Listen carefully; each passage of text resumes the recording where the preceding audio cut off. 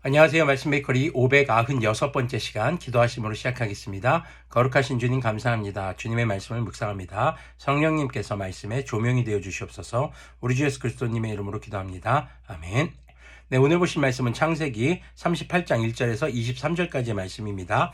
그 무렵에 유다는 형제들에게서 떨어져 나가 히라라고 하는 아둘람 사람이 사는 곳으로 가서 그와 함께 살았다. 자, 형제들에게서 떨어져 나갔다라는 얘기는 야곱 가문, 바로 야곱의 집에서 나왔다라는 얘기입니다.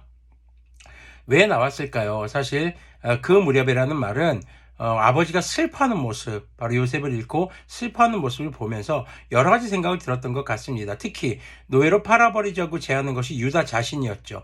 자신이 했던 행동에 대한 죄책감이라든가 혹은 그런 아버지의 모습이 너무 꼴보기 싫고 이 집안에 대해서 너무 지금 좋지 않은 생각을 가지게 됐겠죠. 그래서 아마도 나왔던 것 같습니다.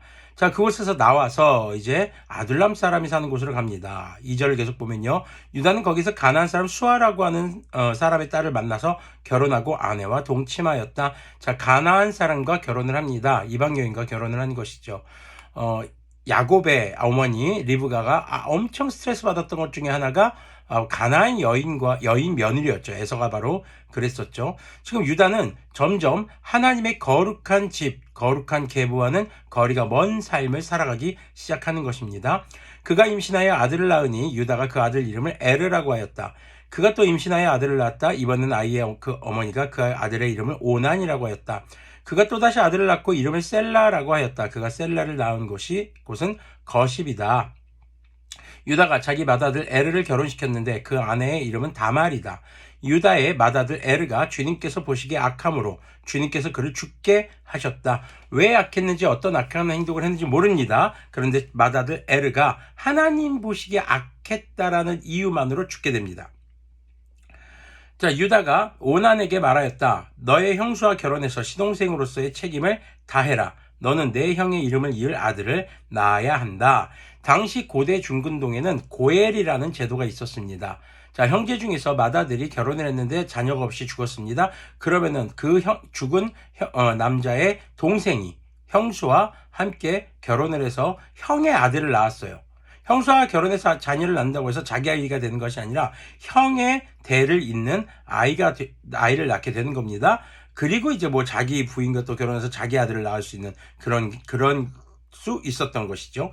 지금 생각하면 굉장히 뭐 이런 말도 안 되는 것이 있었나 생각할지 모르겠지만 당시에는 아들들에게 유업, 바로 기업을 물려줘야 하는 그런 상황에서 출생된 아들들의 후세들이 이어지는 것이 중요했던 것이기 때문에 당시 고대 중근동에서는 이런 제도가 있었던 것으로 볼 수 있습니다. 이것이 뭐 성경적 제도라든가 하나님께서 기뻐하시는 제도라든가 이렇게 오해하시면 안 됩니다. 당시 시대와 지리적 그리고 그 당시 문화적 특징들에 의해서 생겨난 그런 사람이 만든 룰들이었습니다.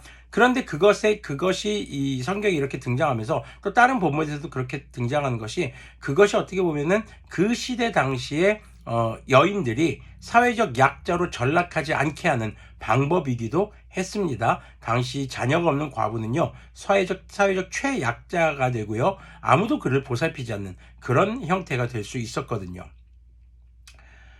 자, 9절 보면요. 그러나 오나는 아들을 낳아도 그가 자기 아들이 안 되는 것을 알고 있었으므로 형수와 동침할 때마다 형의 이름을 이을 아들을 낳지 않으려고 정액을 땅바닥에 쏟아버리곤 하였다. 오난이라는 둘째 아들이 굉장히 지금 악한 짓을 한 게 뭐냐면은 자기 아들이 되지 않을 걸 압니다. 그러면 관계를 가지지 말던가요. 관계는 가지되 정액을 땅바닥에 쏟아버렸다? 그게 뭐야? 아이를 가지지 못하게 만드는 겁니다. 한마디로 성행위의 쾌락만 추구할 뿐 그것에 대한 책임은 지지 않으려는 그런 태도를 오나는 가지고 있었던 것이죠. 10절 보면요. 그가 이렇게 한 것이 주님께서 보시기에 악하였다. 그래서 주님께서는 오난도 죽게 하셨다. 지금 이렇게 자신의 의무를 다하지 않고 또 지금 자녀가 없이 과부가 된 형수의 처지를 긍휼히 불쌍하게 여기지 않고 오직 자기의 쾌락만을 추구하는 오나는 역시 하나님의 벌을 받아서 죽게 됩니다. 11절 보면요. 유다는 자기의 며느리 다말에게 말하였다. 나의 아들 셀라가 다 클 때까지 너는 내 친정 아버지 집으로 돌아가서 과부로 살고 있거라. 유다는 셀라를 다말에게 주었다가는 셀라도 제 형들처럼 죽을지 모른다고 생각하였다. 오호, 왜 이렇게 생각했을까요? 바로 다말이 죽음의 원인이라는 착각을 하게 된 것이죠. 그래서 마땅히 그 당시 사회적으로 다해야 할 의무였습니다. 이거는 그 당시에 사실 암묵적인 법이었어요. 룰이었어요. 그런데 그것을 지키지 않는 유다의 모습이 등장하는 것입니다. 왜요? 자기 막내 아들 셀라를 지키고자 하는 것이고, 그럼 뭐 지키고자 할 수 있죠. 그런데 그 원인을 자기 아들들의 죄나 자신들의 죄된 행위로 보이지 않고 바로 지금 과부가 된 다말이 죽음의 원인이라고 생각하고 있는 것을 볼 수 있는 것이죠. 12절 보면요. 그 뒤에 오랜 세월이 지나서 수아의 딸 유다의 아내가 죽었다. 시간이 많이 지났습니다. 그리고 유다의 아내, 가나안 사람의 아내도 죽었습니다. 고글하는 기간이 끝났을 때 유다는 친구 아둘람 사람 히라와 함께 자기 양털의 털을 깎으러 딥나로 올라갔다. 다말은 너의 시아버지가 양털을 깎으러 딥나로 올라간다 하는 말을 전해 듣고서 과부의 옷을 벗고 너울을 싸서 얼굴을 가리고 딥나로 가는 길에 있는 에나임 어귀에 앉았다. 그것은 막내 아들 셀라가 이미 다 컸는데도 유다가 자기와 셀라를 짝지어주지 않았기 때문이다. 자, 지금 양털을 깎으러 간다라는 것은요, 거의 축제입니다. 양털을 깎는다는 것은 뭔가 수확하는 것에 준하는 수확 기간인 거예요. 그래서 굉장히 이제 많은 돈이 생기게 되는, 물질이 생기게 되는 그런 시기이기도 했던 것이죠. 자, 15절 계속 보면, 근데 13절 이후 보면요, 다말이 지금 셀라가 다 컸는데도 자기를 불러주지 않고 있어요. 그러니까 지금 자기는 버려진 거란 말이죠. 그걸 안 깨닫게 된 거예요. 유다가 자기를 버렸구나. 그리고 자신은 자녀가 없는, 사회적으로 보호받지 못하고 보장받지 못하는 최약자인 과부가 되었구나. 이게 지금 너무너무 걱정이 되는 상황인 거겠죠. 자, 그때 이제 다말은 옷을 갈아입고 이 딥나로 가는 길목에 이제 가서 자리를 잡게 됩니다. 15절을 보면은요, 길 가던 유다가 그를 보았지만 얼굴을 가리고 있었으므로 유다는 그가 창녀인 줄 알았다. 얼굴을 다 가리고 있었기 때문에 자기 며느리 딥나가 창녀라고 생각을 했던 겁니다. 뭐 그렇게 생각할 수도 있겠죠. 근데 16절 보면요, 그래서 유다는 그가 자기 며느리인 줄도 모르고 길가에 서 있는 그에게로 가서 말하였다. 너에게 잠시 들렀다가 자, 들어가자. 지금 자기 부인이 죽은 지 얼마 안 됐습니다. 그런 상황에서 창녀에게 지금 자신의 쾌락적 욕구를 충족하기 위해서 들어가고 있는 것입니다. 굉장히 유다의 생활이 야곱의 집, 거룩한 하나님의 집안을 떠나서 가나안 여인과 결혼하고 점점 더 음란해지고 굉장히 음탕해지고 그리고 죄와 가까워져가는, 죄에 빠져가는 그런 삶을 살아가는 모습을 볼 수가 있는 것이죠. 자, 16절 보면요, 17절 보면요, 아니죠, 네.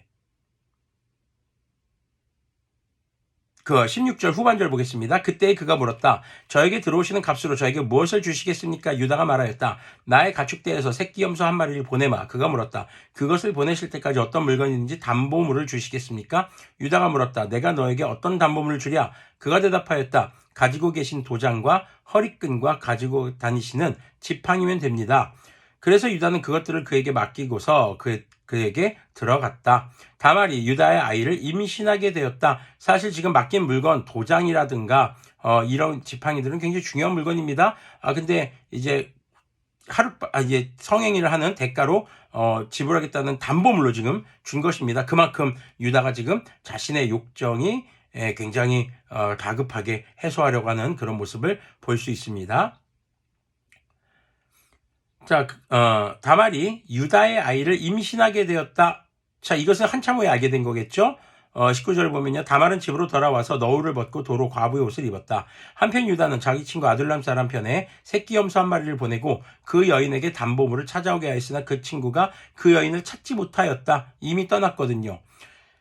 그리고 그 친구는 거기가에 사는 사람들에게 에나임으로 가는 길가에 서 있던 창녀가 어디에 있느냐고 물었다. 그러나 그들의 말이 거기에는 창녀는 없다고 하였다. 그는 유다에게 돌아가서 말하였다. 그 여인을 찾지 못하였네. 그보다도 거기에 사는 사람들이 그러는데 거기에는 창녀가 없다고 하네. 유다가 말하였다. 가질 테면 가지라지. 잘못하다가는 창피만 당하겠네. 어찌하였든지 나는 새끼 염소 한 마리를 보냈는데 다만 자네가 그 여인을 찾지 못한 것뿐일세. 유다의 마지막말을 보면 뭡니까? 그 창녀에 대한 행동을 어떻게 보면 자랑스럽게 여기진 않아요. 그리고 그 대가를 주지 못한 것에 대해서 자기는 다 할 일 다 했다. 다만 지금 자기 친구가 못 찾았을 뿐이고 그 여인이 거기 없었을 뿐이다. 난 내가 할 일이 다 했으니까 내가 뭐 부끄러운 거 없어 라면서 자기 합리화하는 그런 모습을 보여주고 있습니다. 지금요 야곱의 역사 안에 요셉이 이집트에 팔려가고 그리고 요셉의 이야기가 또 이어지기 전에 이 유다의 이야기가 등장을 하는데 완전 막장 드라마예요. 여기가 막장 드라마도 이런 막장 드라마가 없습니다. 자, 이렇게 막장 드라마를 찍게 된 원인이 뭘까요? 유다가 거룩한 집, 하나님의 집, 하나님의 복에서 나왔다라는 것입니다. 야곱이 이러쿵저러쿵 해도 하나님의 언약을 이어가고 있는 사람이고 그 집안입니다. 게다가 유다는 자기 동생을 팔았죠. 자신의 잘못에 대해서 책임지려고 하는 자세가 아니라 회피하는 자세를 유다는 가지고 있는 것입니다. 우리가 회개할 때도요, 이런 자세를 가질 수가 있습니다. 하나님 그거 어쩔 수 없었어요. 내가 죄 짓고 싶어서 진 게 아니라 어쩔 수 없이 진 거란 말이에요. 그럼 하나님이 죄 짓지 않게 환경을 만들어 주셨어야죠. 라고 하는 것과 유사한 뉘앙스의 행동들이 유다에게서 나타나고 있는 것이죠. 자, 이렇게 유다의 막장 드라마가 펼쳐지게 된 것은 야곱이 편애한 원인도 있겠습니다. 하지만 하나님의 복이 있는 가정을 떠나서 전혀 하나님의 말씀과는 무관한 삶을 살아갑니다. 가나안 여인과 결혼하고 자녀를 낳는데 그 자녀들이 또 자신들이 지켜야 할 의무를 지키지 않는 모습. 게다가 막내 아들을 지키기 위해서 거짓말을 하고 약속을 지키지 않고 그리고 또 이제 창녀까지 찾아가는, 부인이 죽어서 장례를 치른 지 얼마 안 됐을 때인데 말이죠. 그렇게 유다의 삶은 점점 하나님에게서 멀어져서 죄의 길로 접어들고 점점 더 깊은 죄의 수렁으로 빠져가는 모습을 볼 수 있습니다. 자, 이 유다의 막장 드라마의 원인 꼭 기억하십시오. 자신의 잘못에 대해서 회피하려는 자세. 우리는요, 하나님 앞에서 우리의 죄가 생각났을 때 그것을 핑계대거나 회피하려 하지 말고 우리가 우리 주 예수님의 이름으로 회개하고 그 죄에 대한 책임을 지며 그 죄를 다시는 짓지 않기 위해 힘써야 할 것입니다. 기도하겠습니다. 거룩하신 주님 감사합니다. 주님의 말씀을 묵상했습니다. 주님, 우리가 죄를 짓고 그 죄를 깨달았을 때에 망설임 없이 지체함 없이 그것을 회개하고 그 죄에 대한 책임을 질 줄 아는 그런 거룩한 주님의 자녀들이 될 수 있도록 긍휼을 베풀어 주시옵소서. 우리 주 예수 그리스도님의 이름으로 기도합니다. 아멘. 네, 어떤 상황에서든지 우리가 거룩한 하나님의 집, 바로 하나님의 계보 안에서, 믿음 안에서, 교회 안에서 떠나지 않기를 소망합니다.